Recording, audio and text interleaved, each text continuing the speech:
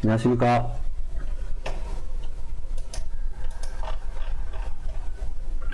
오늘은 부동산 투자 시 발생하는 손해의 대표적 유형 제4편 공유등기 관련하여 말씀드리겠습니다.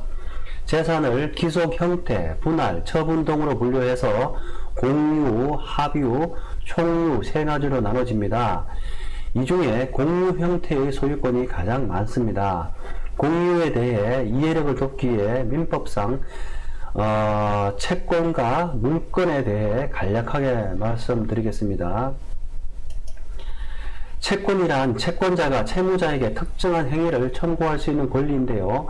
쉽게 설명하면 금전 등을 빌려준 사람이 금전 등을 빌려간 사람에게 갚으라고 요구할 수 있는 권리를 말합니다. 채권은 금전적인 것뿐만 아니라 액수를 정하지 않는 것도 채권이 될 수 있습니다. 예를 들어 매매 시 매도인의 매매 대금 지급 청구권과 매수인의 소유권 이전 청구권이 그 예라고 할 수 있겠습니다.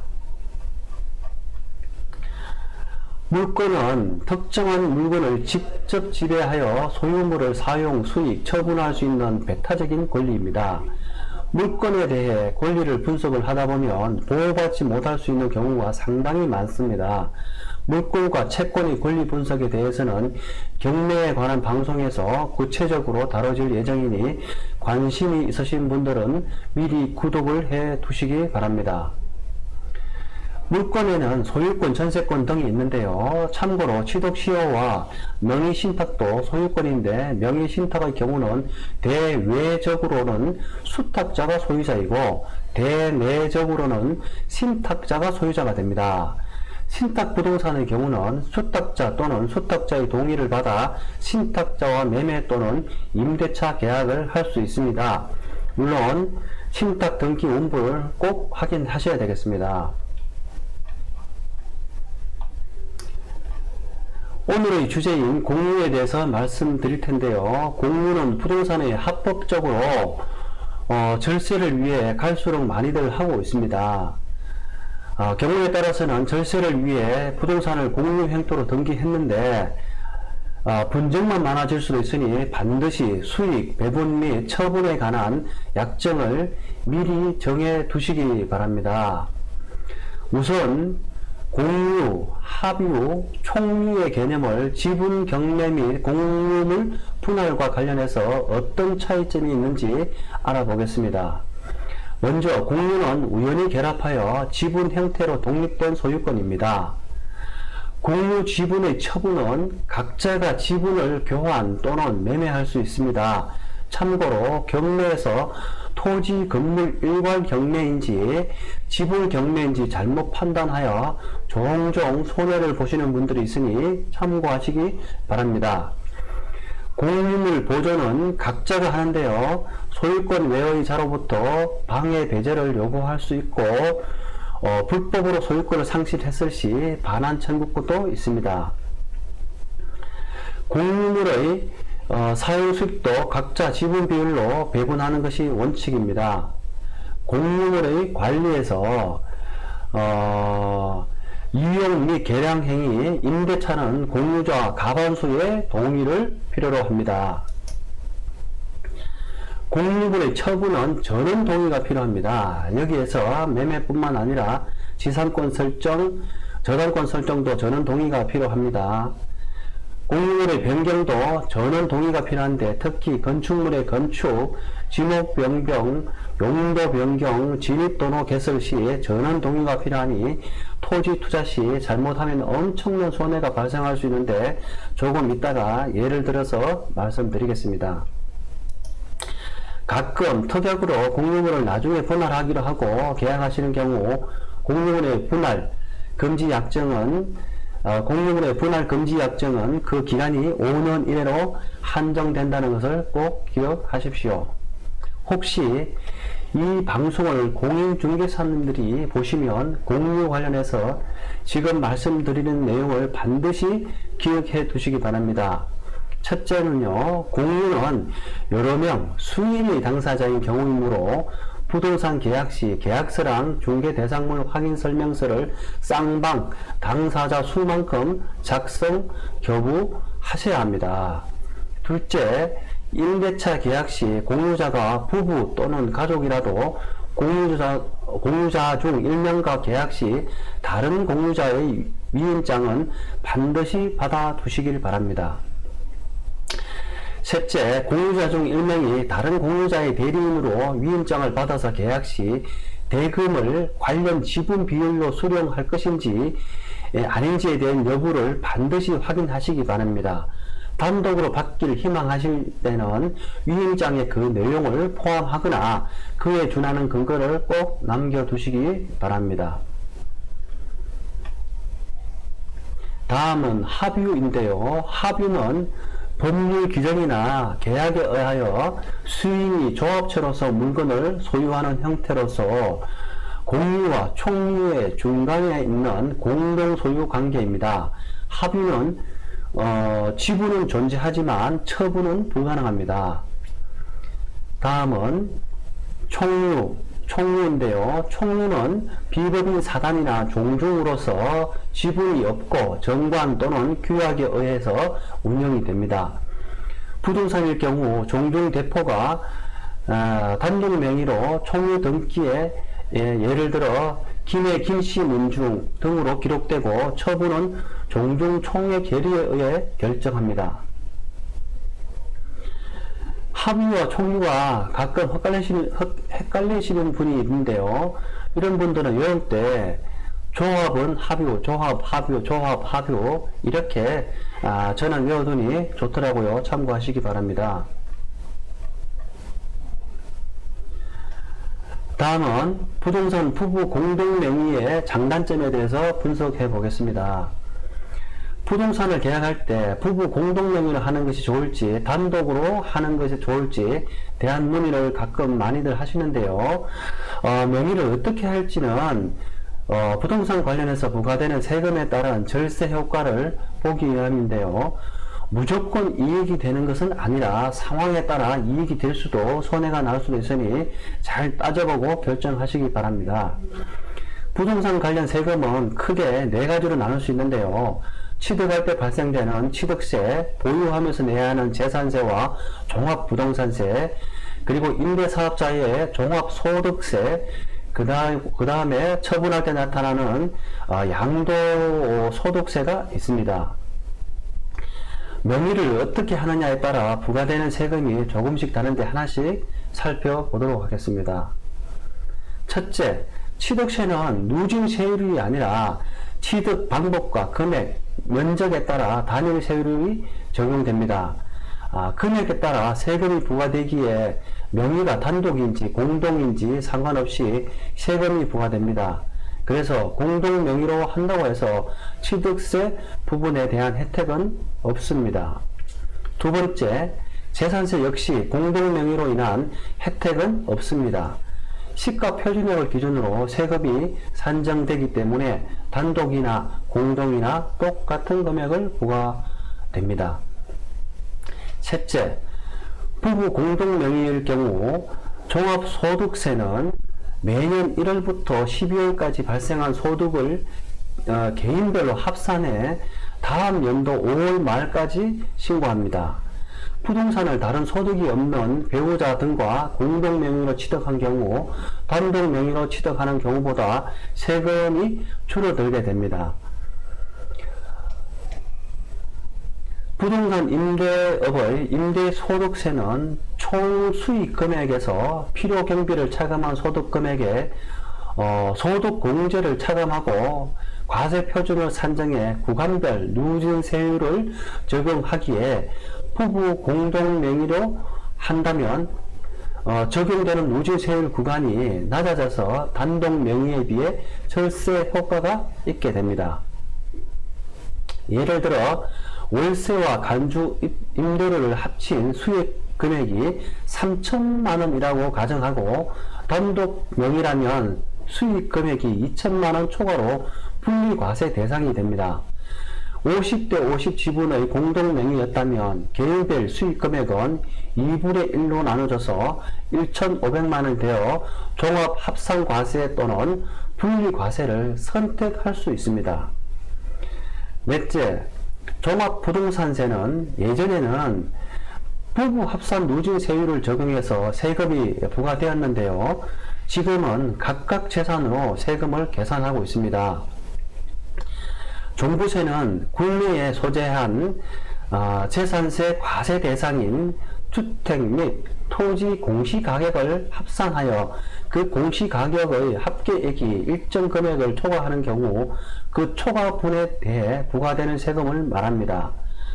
유형별 과세 대상 및 과세 단위를 보면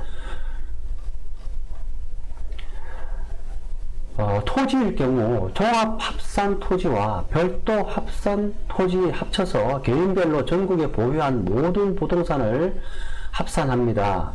해당 부동산별 공시가격 기준으로 공제 금액은 주택은 6억, 토지 5억, 상가 사무실 부속 토지는 80억 원입니다. 종합부동산세 세액 계산 방법은 주택에 대한 종합부동산세액에서 토지에 대한 종합부동산세액, 토지에 대한 종합부동산세액은 토지분 종합합산세액과 토지분 별도 합산세액을 합친 것입니다. 이렇게 합쳐서 종합부동산세액이 부과됩니다.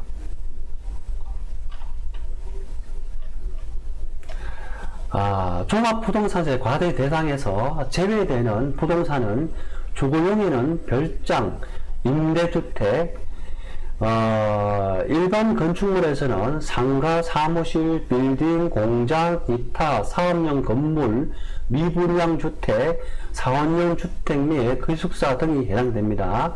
토지는 분리과세 대상 토지로서 일부 농지와 임야, 목장 농지 등이고 공장 용지, 골프장 등도 종부세 과세 대상에서 제외됩니다. 종부세는 개인별로 주택 공시가격이 6억 원을 초과하는 경우에 과세된다고 말씀드렸는데요. 그렇기에 부부가 각각 6억씩 공동명의로 된 12억의 주택을 가지고 있어도 과세되지 않습니다. 만약 12억 주택을 단독 명의로 가지고 있다면 6억을 초과하는 부분에 대해서는 세금이 나오겠습니다만 1세대 1주택이라면 추가로 3억 원을 더 공제해 주기 때문에 이때는 9억 초과분에 대해 종부세가 과세됩니다. 종부세는 과세 표준이 높을수록 세율이 올라가는 누진 구조이면서 인별과세, 개인별 과세인 만큼 부부 명의로 분산의 주택을 소유하면 과세 표준이 낮아져서 세금을 줄일 수 있습니다. 참고로 세무 전문가가 아닌 분들이 각종 세금이 얼마 나오는지 계산하는 방법을 봐도 잘 이해가 안 될 것입니다. 그래서 종부세 등 각종 부동산 관련한 세금이 얼마 나오는지 모의로 계산을 해볼 수 있는 사이트를 알려드리겠습니다. 잠시만요.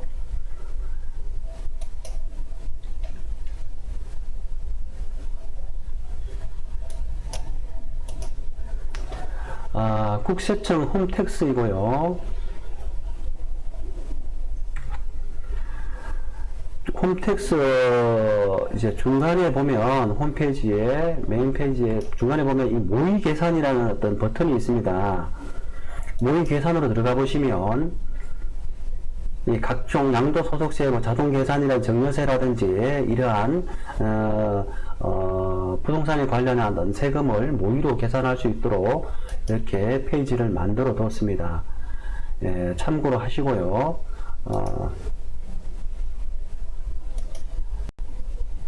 두 번째는 부동산 114는 사이트인데요. 부동산 114 사이트 메인 페이지에 들어가시면 마찬가지로 중간에 보시면 부동산 계산기라는 어떤 버튼이 있습니다. 이 부동산 계산기라는 버튼을 클릭하시면 해당 홈페이지가 접속이 될 거고요. 해당 그 페이지에서 예를 들어서 종부세에 대해서 간단하게 한번 계산을 해볼까요? 여기 보시면 재산세 종부세가 한꺼번에 계산이 되는데요. 우선 종부세를 계산하기 위해서는 부동산 관련해서 공시가격을 확인하셔야 됩니다. 공시가격은 여기에 보유주택 공시가격이라 해서 버튼이 있을 것이고요. 버튼을 클릭하시면 해당 자신이 개인별로 보유하고 있는 해당 지역의 물건을 이렇게 보실 수 있을 것이고, 그 부동산을 클릭해서 열람하시면 해당 공시가격이 있습니다. 그 공시가격을 예를 들어서 여기다 입력을 하는 겁니다. 제가 예를 들어서 15억 원을 입력해 보겠습니다.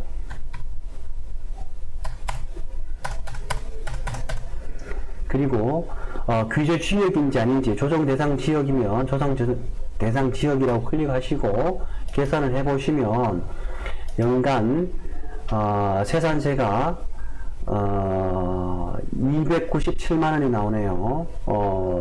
종합부동산은 242만 4천 원. 그래서 잘 안 보이시기면 확대 보여드리겠습니다. 세산세가 297만 원, 종부세가 242만 4천 원, 이렇게 합쳐서 773만 2,800원이 나오네요. 뭐 재산세 같은 경우에 예를 들어서 7월, 9월 두 번 나눠서 이렇게 납부하시면 되니까 참고하시면 될 것 같습니다. 기타 사이트도 있는데요. 이렇게 부동산 서버라는 사이트도 있는데, 이 부동산 서버는 메인 페이지 들어가더라도 해당 페이지로 연결되는 주소줄이 없어요. 혹시 개인별로 이 주소줄이 필요하시는 분들은 제 방송에 댓글 다는 어떤 란에다가 그 질문하시면 제가 답글을 드리도록 하겠습니다. 잠깐만요. 다시 돌아와서요. 다섯 번째, 양도소득세는 원칙이 개인별로 누진과세합니다. 양도시 차익이 생겼을 때 차익에 대해 신고 납부합니다. 단 양도세 특례로 1세대 1주택자가 2년간 9억 원 이하 보유 플러스 거주하면 양도소득세는 면제됩니다. 참고로 2020년부터는 1세대 1주택자 양도소득세 감면 기준이 달라집니다.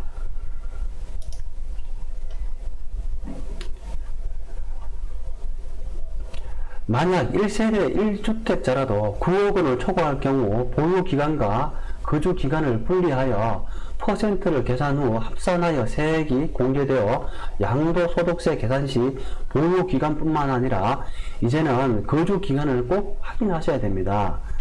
잠시 확대해서 보여드리겠습니다.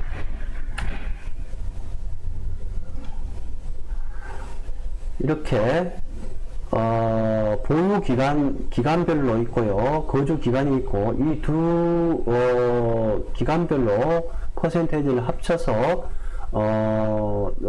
장기 보유 특별 공제가 해당되는지 아니면 일반 보유 기간을 계산을 할 것입니다. 그래서 잠깐만요.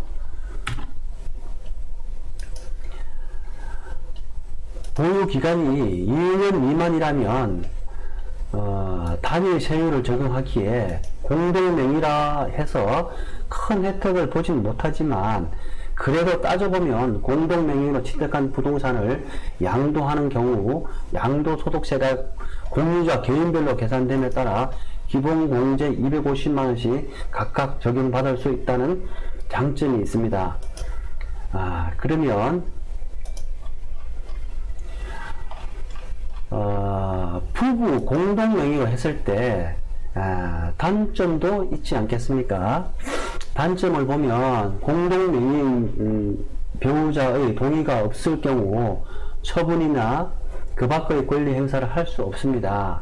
압류나 가압류가 들어올 경우 배우자의 지분까지도 처분할 수 없다는 어떤 단점도 있겠네요.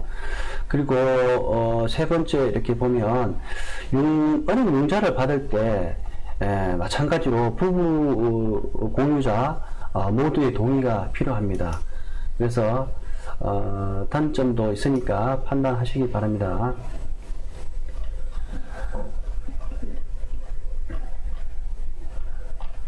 아까 종부세 계산 방식이 있는데요. 종부세 계산 방식은 아까 제가 사이트를 보여드린 모의 계산 페이지에서 한번 계산해 보시는 게 이러한 어떤 계산식보다는 편리할 것이라고 판단됩니다. 세법상 일시적입니다. 일시적 1세대 2주택 상태로 공동 소유했을 시 비과세 요건에 대해 살펴보면요. 종전주택을 한 채 소유한 상황에서 추가로 보유한 주택을 신규주택이라고 하고요. 신규주택을 취득한 후 종전주택을 양도할 때 비과세 조건입니다. 신규주택을 제3자와 공유지분 형태로 소유할 수도 있고 세대원간 공유 형태로 소유할 수도 있습니다. 그 비과세 요건을 보면은요, 취득일로부터 해가지고 제3자와 공유 지분 형태로 소유했을 때는요, 종전주택을 2년 내에 양도를 해야 됩니다. 조정 대상 지역에서는 앞으로 1년 내 입주, 1년 내 종전주택 양도할 경우에 비과세 혜택을 볼 수 있습니다. 그 다음에요, 3자와 지분으로 공유 시는 각각 한 채를 본다는 것을 꼭 기억해 두시기 바라고요. 비과세 요건 중에서 세대원간 공유 형태로 소유했을 때 취득일부터 2년 내 종전주택 마찬가지로 양도해야 되는데 조정 대상 지역에서도 1년 내에 입주하시고요. 1년 내 종전주택을 양도할 경우에 한합니다. 여기에서 다른 것은 세대 전체를 한 채로 본다는 것을 꼭 기억해 두시기 바랍니다. 이 세법상 1세대 1주택이라고 하기도 하고 가구 1주택이라고 보기도 하는데요. 세법상은 1세대 1주택으로 이렇게 표현합니다. 1세대 1주택이란 거주자로서 세대원 중 1명만이 주택분 재산세 과세 대상인 1주택을 단독으로 소유한 경우를 말합니다. 참고하시기 바랍니다. 다음은 공유와 관련하여 법원 경매에서 참고할 내용을 말씀드리겠습니다.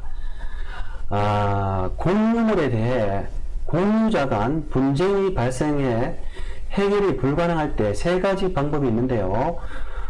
공유물 분할 청구 소송을 통해 현물 분할하거나 지분 교환 또는 지분 매매하거나 형식적 경매를 통한 대금 분할의 방법이 있습니다. 공유물 분할 청구에서는 민법상 현금 분할이 원칙이고 토지일 경우는 분필이겠죠.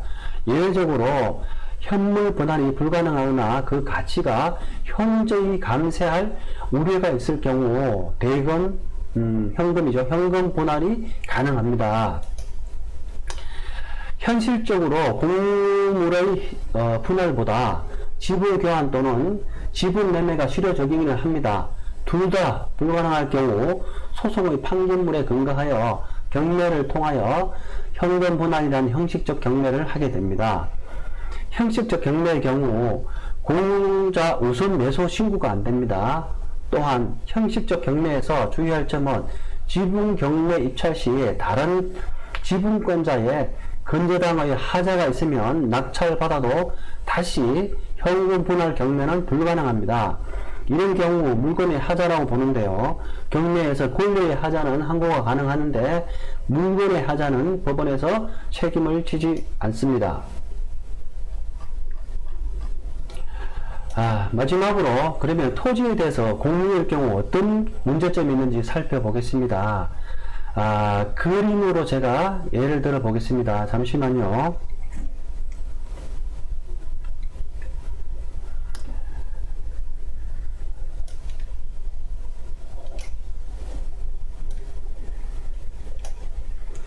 이렇게 도로법상 도로가 있고요. 도로법상 도로입니다.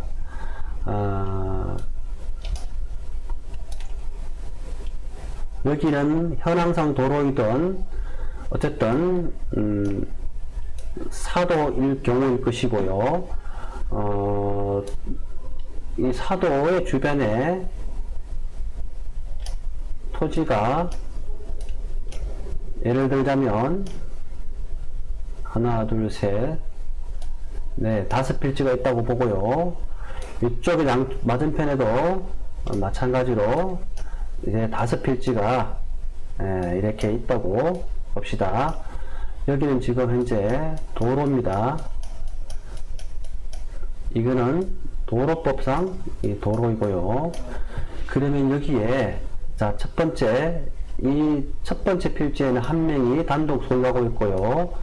두 번째는 두 명이 공유하고, 세 번째에 있는 어떤 위치의 필지는 세 명이 공유하고, 네 명이 뭐 이렇게 5명이 이렇게 공유했다고 봅시다. 그럼 이거 합치면 다 얼마입니까? 9, 10, 15, 15 공유자가 15명이네요. 이쪽에도 15명이 이렇게 있을 것이고요. 그 중에 이 도로 중간에 여기 한 군데가 예를 들어서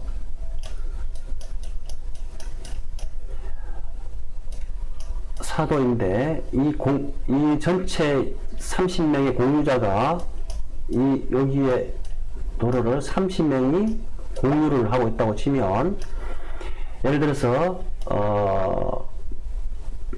제가 이 4명 중에 1명으로 했을 때 나머지의 3명이 나머지 3명에 대한 연락처를 제가 일정 시점이 지나서 잊어버리거나 연락이 두절되었을 경우에 그때에 이 토지의 분할은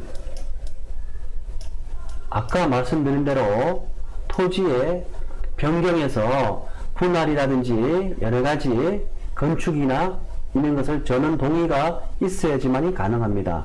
그렇기 때문에 반드시 처음에 공유자들에 대한 연락처를 상호간에 알고 있어야 될 것이고, 그 다음에 이 연락처를 알고 있다 손친다 하더라도 이 나머지의 그러니까 여기에 4명 중에 26명이라는 공유자의 연락처들도 다 알고 있어야지만이 이 도로의 건축 허가 또는 신고 허가 시에 반드시 그 허가를 받을 수 있습니다. 그렇기 때문에 그림에서 보는 바와 같이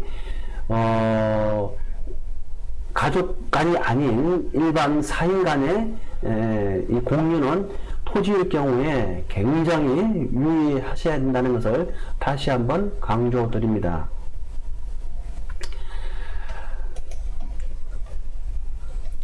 단, 조금 전에 말씀드린, 도로에서, 해당상 도로일 경우에도 과거 새마을사업 등으로 개인이 아닌 국가가 포장한 도로일 경우는 해당상 도로의 공유자들의 동의가 필요 없습니다. 인지 아닌지는 해당 필지가 있는 면사무소나 이장님 등에게 물어보시면 됩니다. 모르는 사람과 공유의 행태로 소유권을 취득할 경우 반드시 가분할도를 첨부해서 경계를 확정해 두는 것이 필수이고요. 언제 어떻게 필지를 분할할 것인지 미리 약정을 해둬야 합니다. 등기가 완료되어 공유자들 간에 연락이 두절될 경우에는 그때부터는 쓸모없는 땅이 됩니다.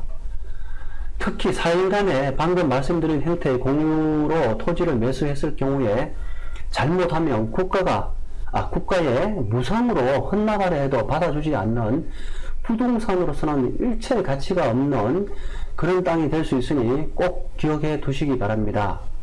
오늘 내용은 한 문장으로 정리하면 건물이나 주택의 공동소유는 일부 절세 혜택이 있지만 토지를 공유했을 경우 잘못하면 엄청난 손해가 발생될 수 있으니 유념하시길 바랍니다. 그럼 오늘 여기까지 하겠습니다. 이어지는 다음 편 방송도 기대해 주시기 바랍니다. 감사합니다.